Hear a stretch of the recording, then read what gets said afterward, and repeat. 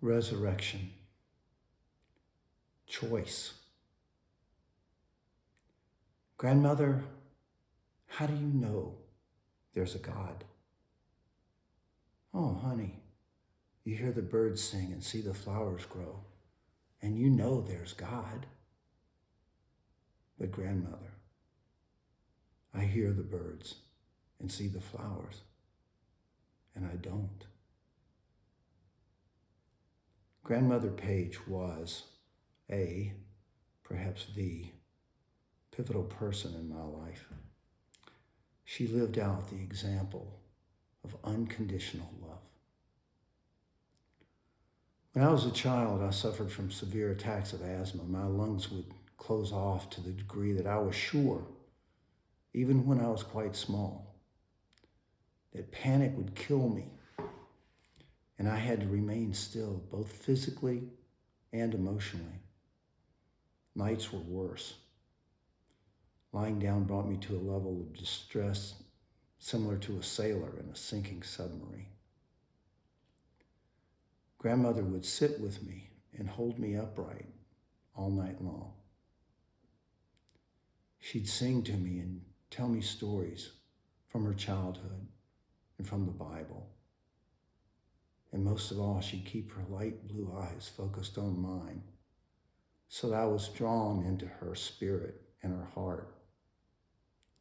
To this day, I don't see blue eyes without seeing hers.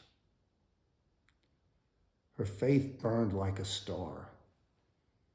Through losing my grandfather, the love of her life in her early 40s, through ensuing decades of poverty and constant physical pain, she loved.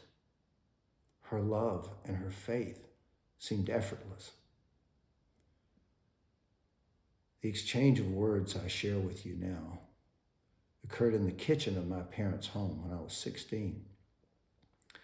When I told her honestly of my emptiness, I ran out of the room and sat in a car and cried. She didn't follow me. She didn't have to. I'm certain she prayed for me. And we never spoke like that again. Somewhere along the line, faith came to me. I mean, we never spoke about my lack of faith. We spoke about everything else.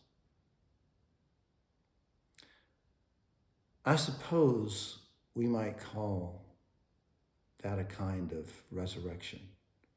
And though it's not as monumental nor as preposterous as Jesus leaving his tomb in Jerusalem 2,000 years ago, I'd argue that it's a related miracle. A miracle is something we can't explain, can't get our minds around. An experience that brings us to awe and wonder.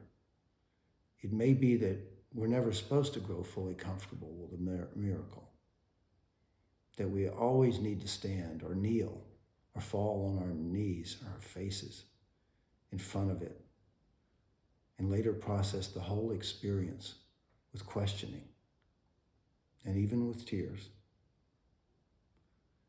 The resurrection is not dogma. It's not religion. It's revelation. It's there. It happened. We can and should wrestle with how, why, what happened. That it happened strikes me as undeniable. Mary Magdalene said it happened. Peter and John experienced it too. Did they see the same thing? They each saw through their own eyes. But they saw something that transformed them from terrified, lost sheep to lions, willing to die rather than deny what they'd seen. I haven't seen yet the physical form of Jesus risen from the dead, but I have had a revelation, and it involved my grandmother long after she'd taken her last breath on earth. I was praying.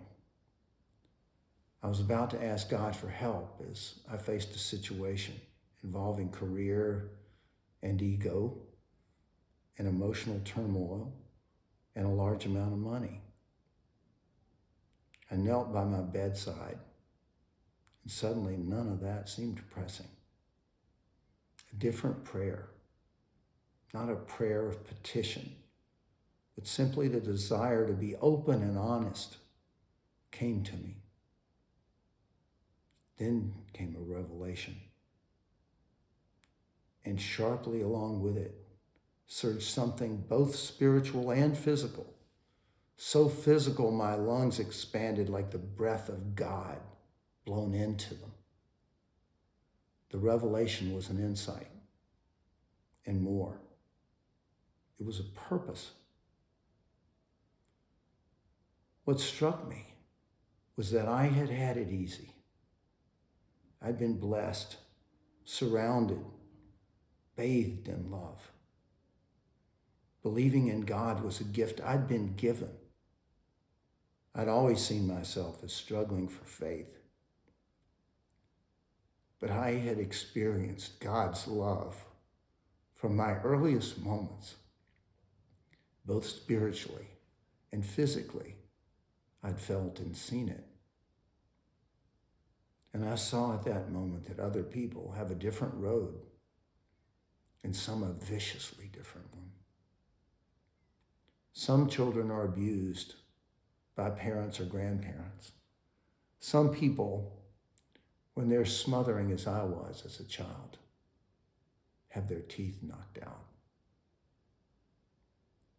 My duty, my opportunity, my calling, as God let me know on my knees that night, is not to convince anyone of the supreme miracle of God's endless eternal love.